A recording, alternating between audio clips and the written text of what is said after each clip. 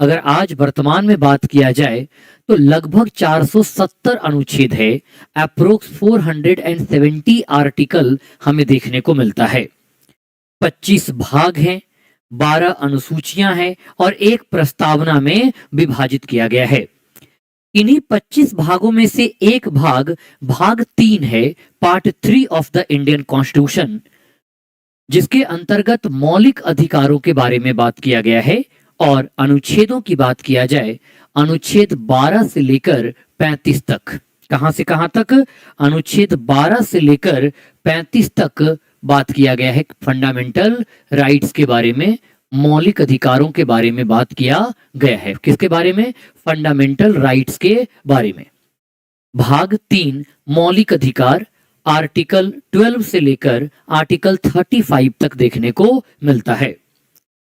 जब बात मौलिक अधिकारों की करते हैं, जब बात फंडामेंटल राइट की करते हैं, तो फंडामेंटल राइट क्या है? फंडामेंटल राइट के चैप्टर को संविधान का मैग्ना कार्टा कहा जाता है। यह मैग्ना कार्टा शब्द सबसे पहले कहां से आया? ब्रिटेन, जिसने भारत को लगभग 200 सालों तक गुलाम बनाकर रखा। आप वहां देखोगे, ध्यान देना, वहां आप देखोगे तब आपको पता चलेगा कि ब्रिटेन में राजा जॉन के द्वारा 1215 में वहां की जनता को कुछ अधिकार दिया गया था और उसी अधिकार के प्रपत्र को, अधिकार के दस्तावेज को मैग्ना कार्टा कहा गया। तो मैग्ना कार्टा से हमारा तात्पर्य अधिकारों के विशेष दस्तावेज से है, एक स्पेशल डॉक्यूमेंट ऑफ राइट्स आप कह सकते हो। तो यहां भी वही ध्यान रखना कि भारतीय संविधान का जो मैग्ना कार्टा है वो पार्ट 3 को कहा जाता, क्योंकि पार्ट 3 के अंतर्गत मौलिक अधिकारों की चर्चा किया गया है। ये विशेष अधिकारों का दस्तावेज है। अब एक सवाल आता है कि मौलिक अधिकारों को मौलिक क्यों कहा जाता है? Why fundamental right is called as the fundamental? क्यों फंडामेंटल्स कहा जाता है? फंडामेंटल कहने के पीछे का कारण यह है, पहली बात, कि यह अनुलंघनीय है। अनुलंघनीय का मतलब क्या होता है? अनुलंघनीय का मतलब होता है कि किसी भी स्थिति में इसका उल्लंघन नहीं किया जा सकता। बात समझिए, मैंने क्या कहा? मौलिक अधिकारों को मूल क्यों कहा जाता है? मौलिक अधिकारों को फंडामेंटल्स क्यों कहा जाता है? इसको फंडामेंटल इसलिए कहा जाता है क्योंकि मौलिक अधिकार अनुलंघनीय है, यानी इनवायलेबल इन नेचर है और व्यक्तियों के सर्वांगीण विकास हेतु आवश्यक है, व्यक्तियों के चहुमुखी विकास हेतु आवश्यक है। चहुमुखी का मतलब क्या होता है? चहुमुखी का मतलब होता है डेवलपमेंट इन ऑल एस्पेक्ट, यानी कि प्रत्येक क्षेत्र में डेवलपमेंट होना, सभी क्षेत्र में डेवलपमेंट होना, उसी को हम क्या कहते हैं? सर्वांगीण विकास कहते हैं। और यही कारण है कि मौलिक अधिकारों को मूल अधिकार कहा जाता है।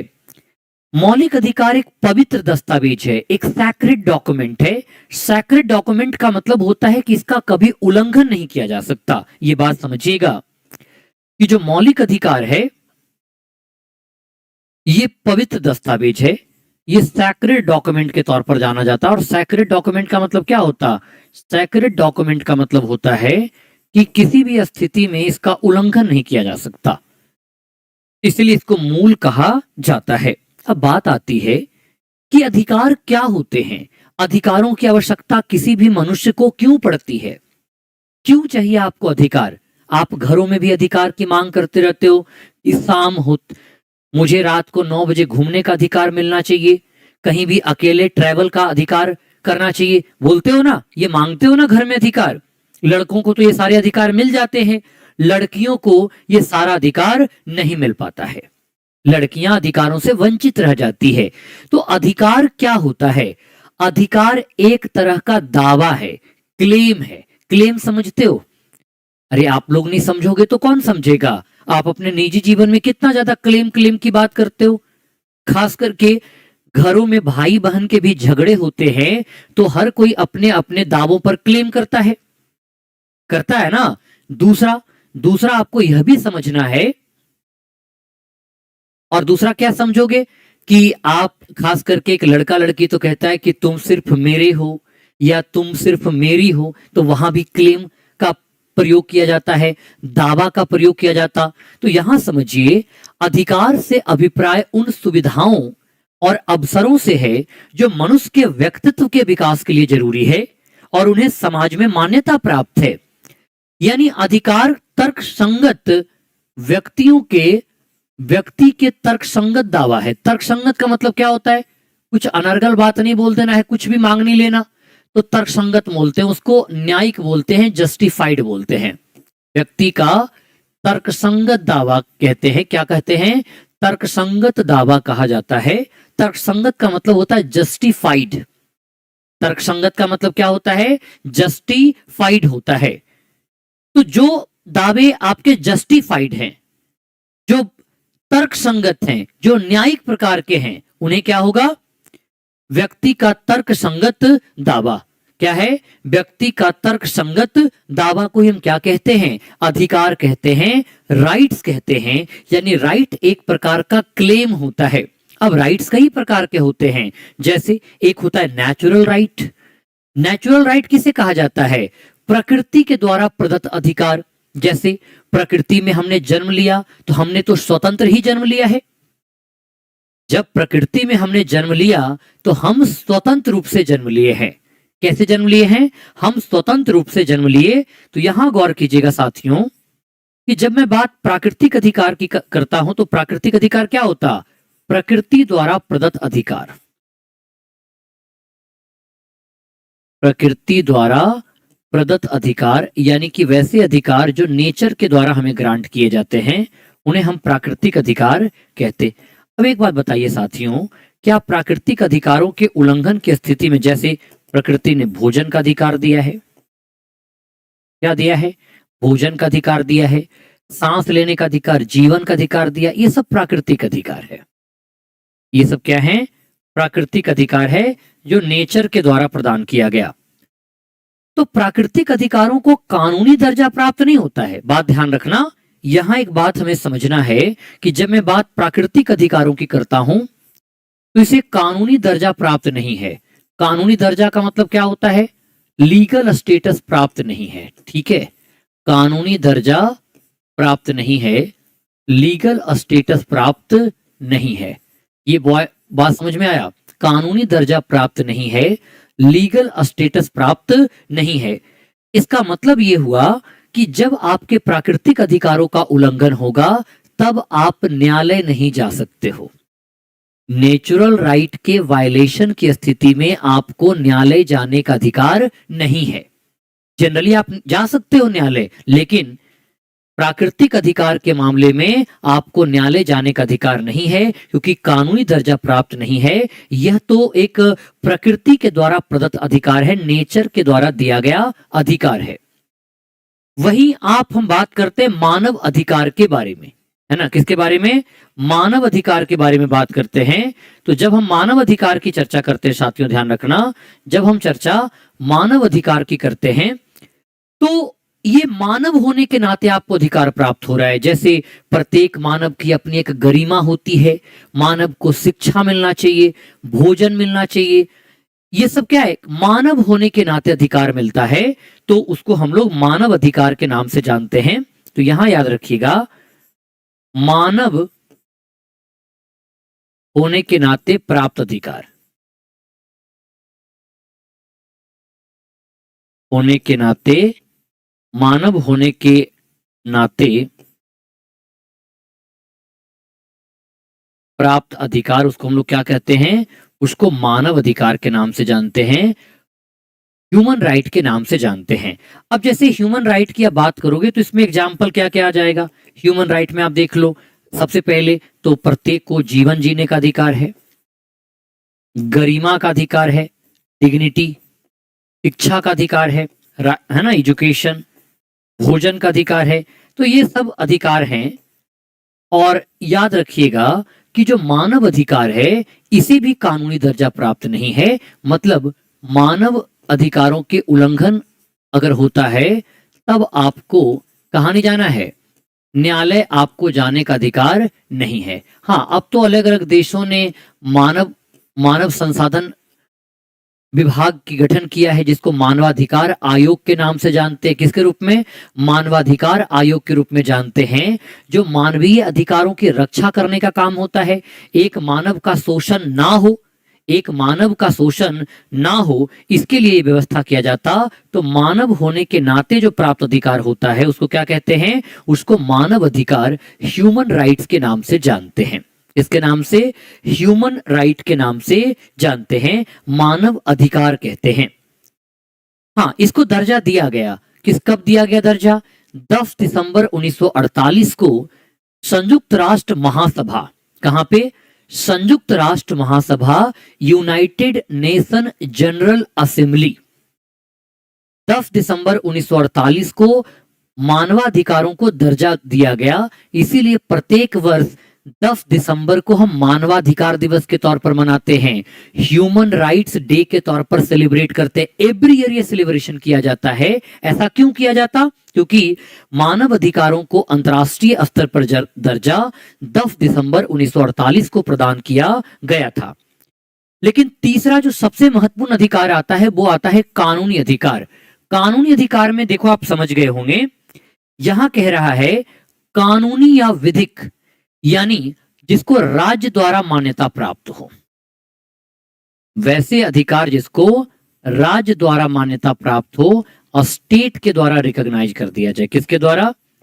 स्टेट के द्वारा रिकॉग्नाइज कर दिया जाए, उसे क्या कहते हैं? जिस अधिकारों को स्टेट के द्वारा रिकॉग्नाइज किया जाएगा उसे कानूनी या विधिक अधिकार के नाम से जानते हैं। किसके नाम से? कानूनी या विधिक अधिकार के नाम से जानते हैं, लीगल राइट के नाम से जानते। तो अब आप खुद ही सोचिए कि जब इसको राज्य के द्वारा मान्यता प्रदान किया जा रहा है, स्टेट के द्वारा मान्यता प्रदान किया जा रहा है, तो फिर अगर उल्लंघन होगा तो न्यायालय जाने का भी अधिकार होगा। यानी उल्लंघन की स्थिति में न्यायालय में चुनौती, उल्लंघन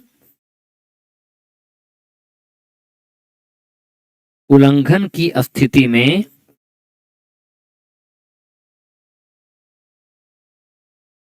न्यायालय में चुनौती दिया जा सकता है। ध्यान रखना, उल्लंघन की स्थिति में न्यायालय में चुनौती आप दे सकते हो, न्यायालय में आप जा सकते हो ये बात लेकर के कि हमारे मौलिक अधिकारों का क्या हो रहा है, हमारे कानूनी अधिकारों का उल्लंघन हो रहा है। और न्यायालय का काम क्या होगा? न्यायालय निर्णय देगी, आपके अधिकारों को लागू करने का काम करेगी। न्यायालय आपके अधिकारों को लागू करने का काम करेगी। तो अधिकार 3 प्रकार के हैं, प्राकृतिक अधिकार, मानव अधिकार और कानूनी अधिकार। एक शब्द आता है कि जहां कानून होता है वहीं अधिकार होता, यही देखो। क्योंकि अधिकार का मतलब क्या है? सिंपल सा बात बताओ कि आप तो ये मान बैठे कि मैं अपने पिताजी का पुत्र हूं तो पिता की संपत्ति में अधिकार हमें ही प्राप्त होगा। लेकिन हो सकता है कि पिताजी ने आपको अपने संपत्ति से वंचित कर दिया। जब तक वो आपको अधिकार नहीं मिलता है, जब तक मान्यता नहीं मिलता है, तब तक उसके उल्लंघन की स्थिति में तो आप कहीं जा नहीं सकते। यही बात है कानूनी या विधिक अधिकार के मामले में। ये वे अधिकार हैं जिन्हें राज्य के द्वारा रिकॉग्नाइज किया गया है और उल्लंघन की स्थिति में आप न्यायालय जा सकते हो। अब यहां समझो, आप ऐसे समझो, कानूनी या विधिक अधिकार मैं यहां बता देता हूं। एक लाइन होता है कि जहां कानून है वहां अधिकार है। यह यूपीएससी ने लाइन पूछा है, जहां कानून है वहां अधिकार है। ऐसा क्यों कहा जाता है कि जहां कानून है वहां अधिकार है? क्योंकि अधिकारों को जो मान्यता प्राप्त होता है वो कानून के माध्यम से किया जाता है। अधिकारों को मान्यता किसके माध्यम से मिलता है? कानून के माध्यम से मिलता है। कानून के द्वारा उसको दर्जा दिया जाता है। तो जहां कानून है वहां अधिकार है, जहां कानून है वहां अधिकार है। तो आप यहां देखिए, संवैधानिक अधिकार किसे कहा जाता है? संवैधानिक अधिकार का मतलब होता है संविधान द्वारा प्रदत्त अधिकार। संविधान द्वारा प्रदत्त अधिकार यानी वैसे सभी अधिकार जो संविधान द्वारा आपको दिए जा रहे हों। संविधान द्वारा प्रदत्त अधिकार, उसको क्या कहते हैं? उसको संवैधानिक अधिकार के नाम से जानते हैं। किसके नाम से? संवैधानिक अधिकार के नाम से जानते हैं। संवैधानिक अधिकारों को 2 वर्गों में बांटा गया है। एक अधिकार है मौलिक अधिकार, और मौलिक अधिकार केवल उन्हीं अधिकारों को कहा जाता है जिनका उल्लेख संविधान के भाग 3 में किया गया हो। यानी भाग 3 में उल्लिखित अधिकारों को मौलिक अधिकार कहा जाता है, और यह एक पवित्र दस्तावेज के तौर पर जाना जाता है। इसे सैक्रेड डॉक्यूमेंट के तौर पर माना जाता है। सैक्रेड क्यों कहा जा रहा? क्योंकि यह जनता, एक तो इसका अनुलंघनीय है, और दूसरा जनता के सर्वांगीण विकास के लिए आवश्यक है, जनता के डेवलपमेंट के लिए जरूरी है, जनता के व्यक्तित्व के विकास के लिए जरूरी है। अनसंवैधानिक अधिकार, अनसंवैधानिक अधिकार जैसे आप यहां समझिए, आप गौर कीजिए, आर्टिकल 300A है। आर्टिकल 300A क्या है? ये संपत्ति का अधिकार है। संपत्ति का अधिकार पहले मौलिक अधिकार हुआ करता था, लेकिन 44वां संविधान संशोधन 1978 के द्वारा मौलिक अधिकार का दर्जा क्या किया गया? बदल दिया गया, और इसे संपत्ति का अधिकार को एक तरह से संवैधानिक अधिकार बना दिया गया है। संपत्ति का अधिकार अब मौलिक अधिकार नहीं है, एक संवैधानिक अधिकार है। और देखिए, आप अगर संवैधानिक अधिकार है तो कह सकते हो कि कानूनी अधिकार भी है, यानी संपत्ति का अधिकार कानूनी भी है, संवैधानिक भी है। समझ में बात आई? अभी मैं एक वेन डायग्राम से भी समझा दूंगा आपको। दूसरा होता है वैधानिक अधिकार, जिसे सांविधिक कहते हैं। सांविधिक का मतलब होता है विधायिका के कानूनों द्वारा प्राप्त अधिकार। विधायिका के कानून, है ना, विधायिका के कानून द्वारा प्राप्त अधिकार, विधायिका के कानून द्वारा प्राप्त अधिकार। ठीक है, बात समझ में आया? तो विधायिका के कानून द्वारा प्राप्त अधिकार जो है वो वैधानिक होगा और सांविधिक होगा। वो क्या होगा? वैधानिक होगा और सांविधिक होगा। दोनों बात समझिए। यानी कि एग्जाम्पल के तौर पर मैं आपको बताता हूं, एग्जाम्पल के तौर पर आप देखिए, तो सूचना का अधिकार है, आरटीआई एक्ट।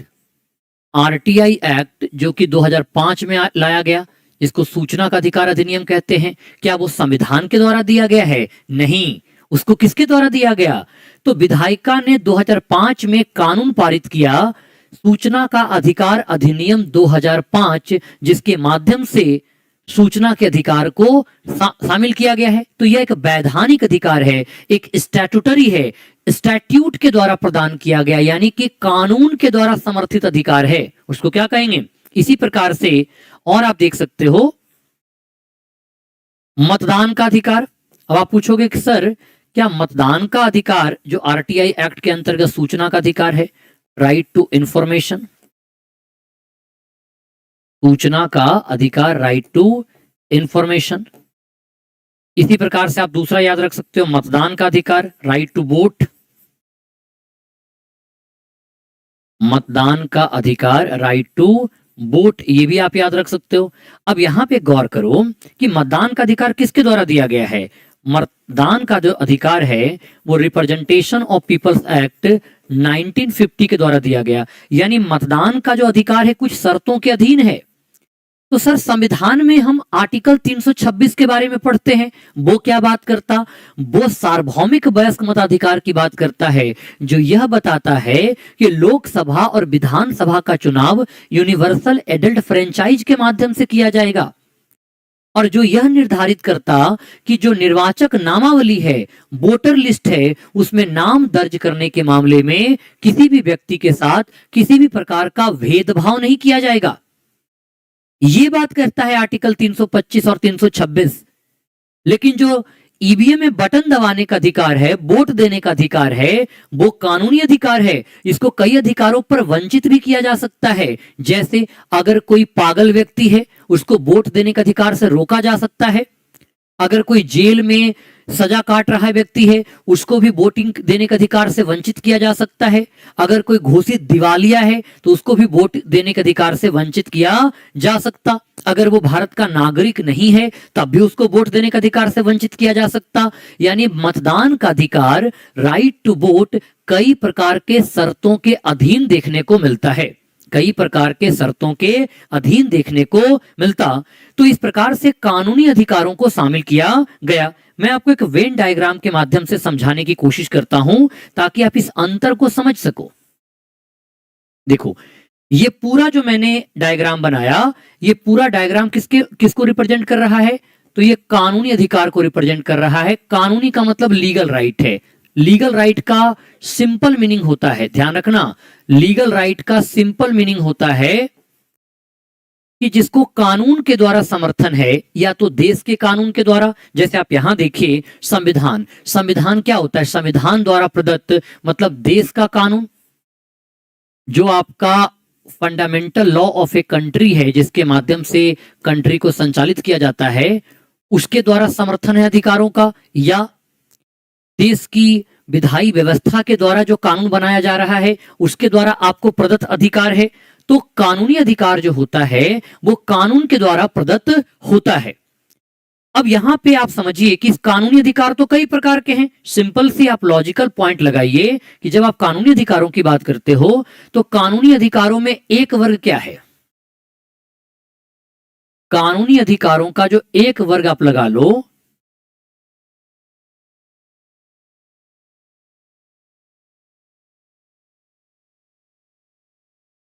जो एक वर्ग है आपका, ये आपका क्या है? ये है आपका संवैधानिक, यानी संविधान के द्वारा प्रदत्त है। ये क्या है? संवैधानिक अधिकार, फंडामेंटल राइट है। फंडामेंटल राइट है, ये विधिक अधिकार है, और विधिक अधिकार राज्य के कानून द्वारा मान्यता प्राप्त होता है। ये किसके द्वारा मान्यता प्राप्त है? तो विधिक अधिकार जो होता है राज्य के कानून द्वारा मान्यता प्राप्त होता है, स्टेट के लॉ द्वारा इसको रिकॉग्नाइज किया गया है। राज्य के कानूनों द्वारा मान्यता प्राप्त,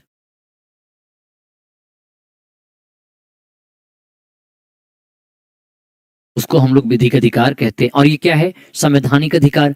जबकि आप इसको देखिए तो ये आपका है वैधानिक अधिकार।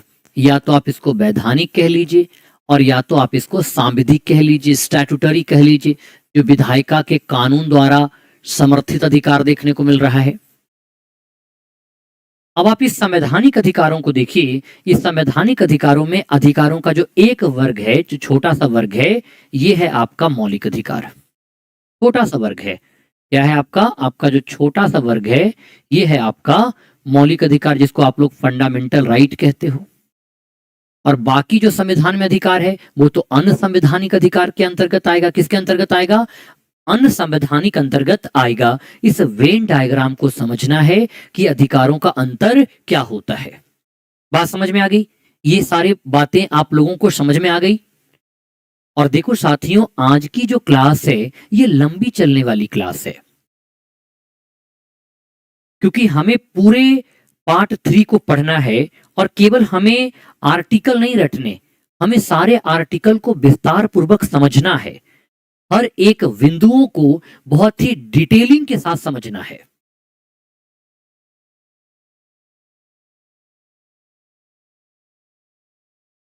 ठीक है, देखो अब यहां पे मौलिक अधिकारों का उद्देश्य क्या है, पर्पस ऑफ फंडामेंटल राइट क्या है। पहला, जैसा कि मैंने आपको बात किया कि व्यक्ति एवं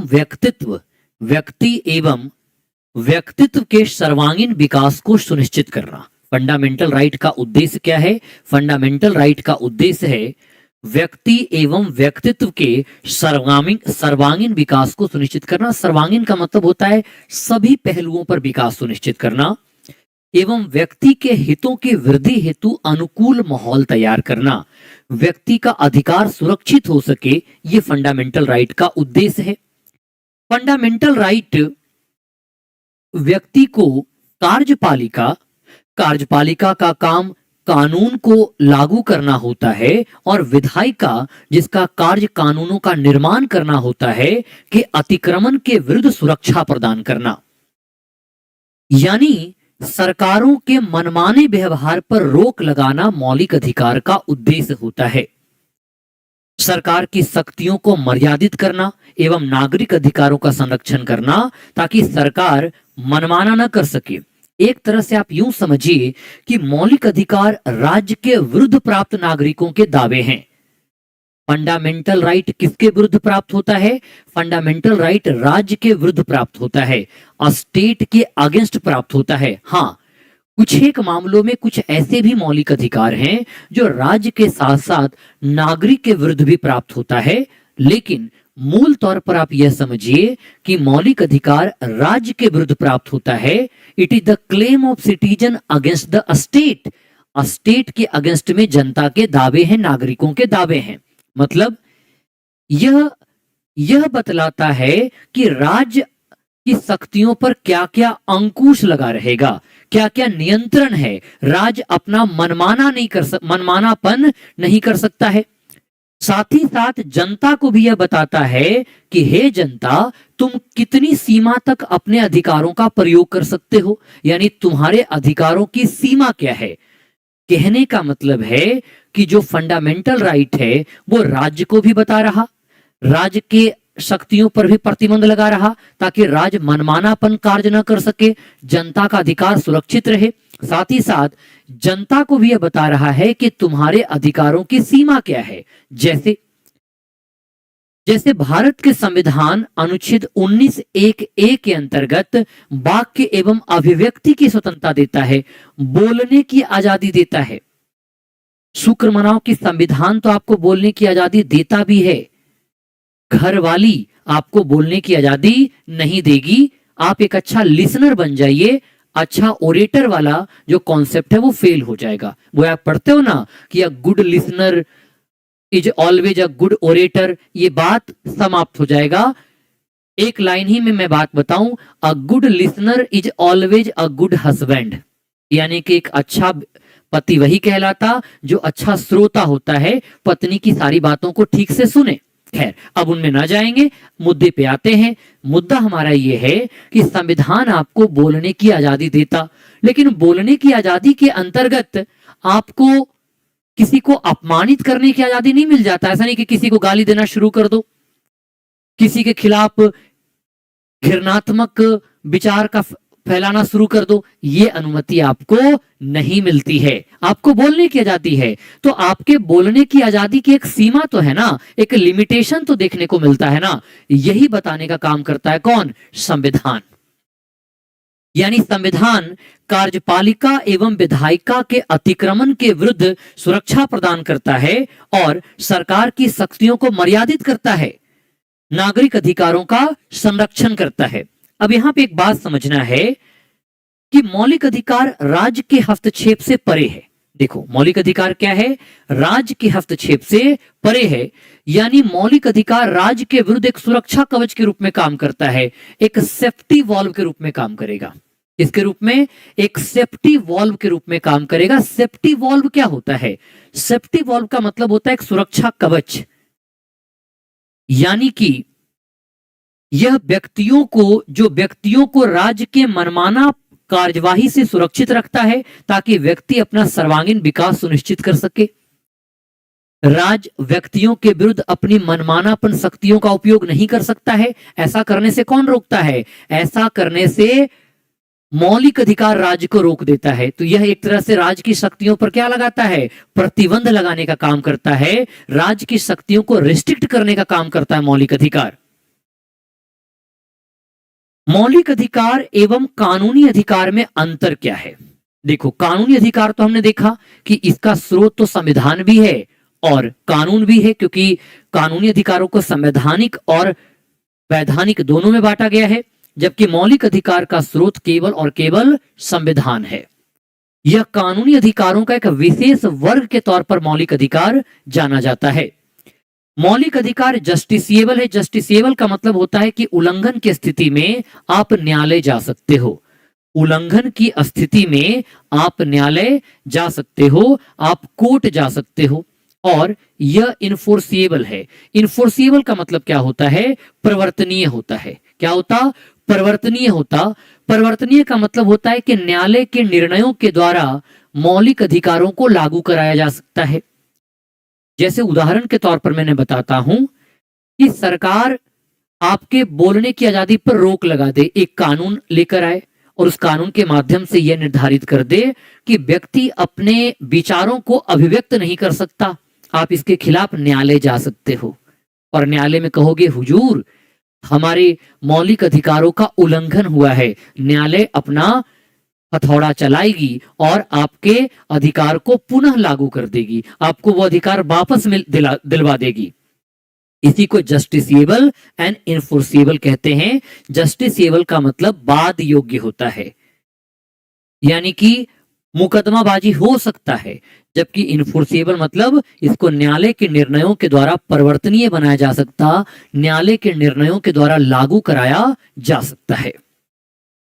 उल्लंघन की स्थिति में सीधे सर्वोच्च न्यायालय या उच्च न्यायालय में चुनौती दी जा सकती है। ये एक विशेष अर्थ है, ये फंडामेंटल राइट के बारे में एक विशेष बात है कि यदि कभी आपके मौलिक अधिकारों का उल्लंघन होता है तो आप सीधे सुप्रीम कोर्ट और हाई कोर्ट का दरवाजा खटखटा सकते हैं।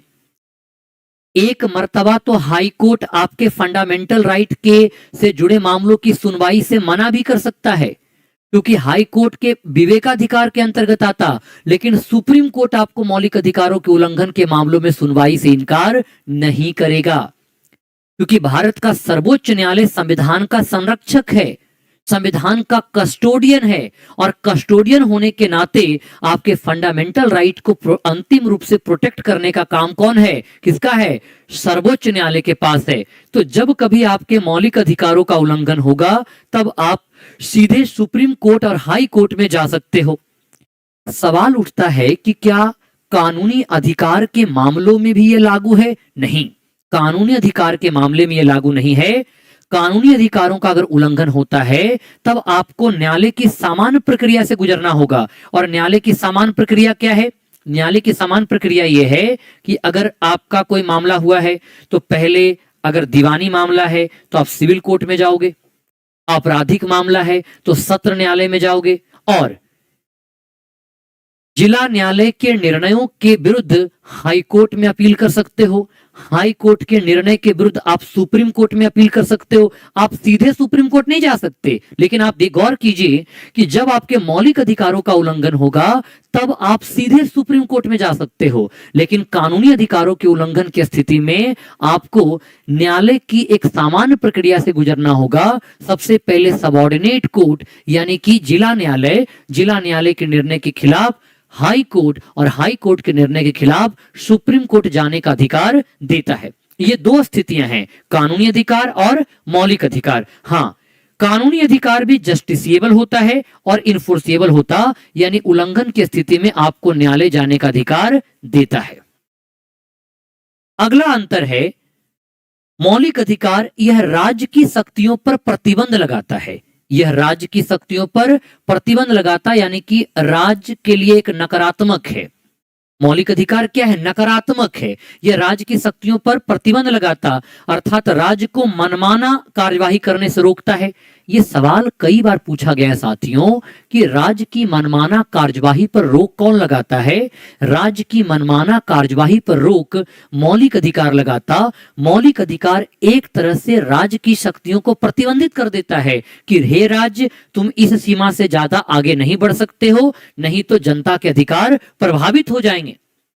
क्या कानूनी अधिकार भी राज्य की शक्तियों पर प्रतिबंध लगाता? नहीं, यह राज्य की शक्तियों को मर्यादित और सीमित नहीं करता है, क्योंकि राज्य ही तो कानून बनाकर के सारे अधिकार दे रहा है। मौलिक अधिकार केवल राष्ट्रीय आपातकाल की स्थिति में सस्पेंड किया जा सकता है, जबकि कानूनी अधिकार को कभी भी निलंबित किया जा सकता है। इसे समाप्त नहीं किया जा सकता। हाँ, इसमें बदलाव किया जा सकता, इसमें परिवर्तन किया जा सकता, लेकिन मौलिक अधिकारों को समाप्त नहीं किया जा सकता। कानूनी अधिकार को अंशतः या पूर्णतः भी समाप्त किया जा सकता है, इसका त्याग नहीं किया जा सकता, जबकि कानूनी अधिकार को त्यागा जा सकता है। ठीक है, जैसे मैं आपको एक उदाहरण के तौर पर समझाता हूं। ये आप नहीं छोड़ सकते, ये तो आपको है। जैसे मान लो कि आपको बोलने की आजादी है, तो वो तो है, उसका क्या त्याग करोगे? लेकिन जैसे सूचना का अधिकार है, तो आप जाओगे मांगने के लिए सूचना तब ना, तो आप चाहो तो ऐसा प्रयोग ही नहीं करोगे। समझ में बात आई? तो कानूनी अधिकार को त्यागा जा सकता, परंतु मौलिक अधिकारों को त्यागा नहीं जा सकता है, और मौलिक अधिकार को समाप्त नहीं किया जा सकता, जबकि कानूनी अधिकार को समाप्त किया जा सकता।